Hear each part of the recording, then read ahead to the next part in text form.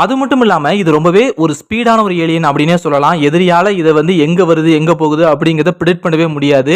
ஏன்னா எதிரிங்க யோசிக்கிறத விட இது ரொம்பவே வேகமா செயல்படும் அப்படிங்கிற மாரி காமிச்சிருப்பாங்க. ரொம்பவே வேகமா அட்டாக் பண்ணும். எதிரிகளால யூகிக்கவே முடியாது. இது இப்படித்தான் வரும், இங்கிருந்து தான் வரும் அப்படிங்கிறத யூகிக்கவே முடியாது. இது பாட்டுக்கு டக்குன்னு வந்து அட்டாக் பண்ணிட்டு போய்க்கிட்டே இருக்கும். அந்த அளவுக்கு இதோட ஸ்பீடு வந்து ரொம்பவே அதிகம் அப்படிங்கிற மாரி காமிச்சிருப்பாங்க.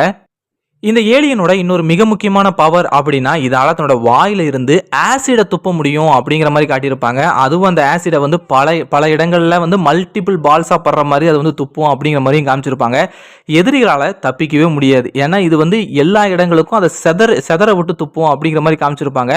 முக்கியமா இந்த ஆசிட்ல வந்து ஆர்மடில மாட்டிச்சு அப்படின்னு வச்சுக்கோங்களேன், அவரோட மெட்டல் பாடி கண்டிப்பா டேமேஜ் ஆகும். அது வந்து அதோட பாடியே வந்து மெட்டல் பாடி தான், அது கண்டிப்பாக டேமேஜ் ஆகும். ஸோ இந்த ஆசிட் ஸ்பிட் பவர் வந்து இந்த ஸ்லாம் வார்முக்கு வந்து ஒரு மிகப்பெரிய ப்ளஸ்ஸாக தான் அமைஞ்சிருக்கு.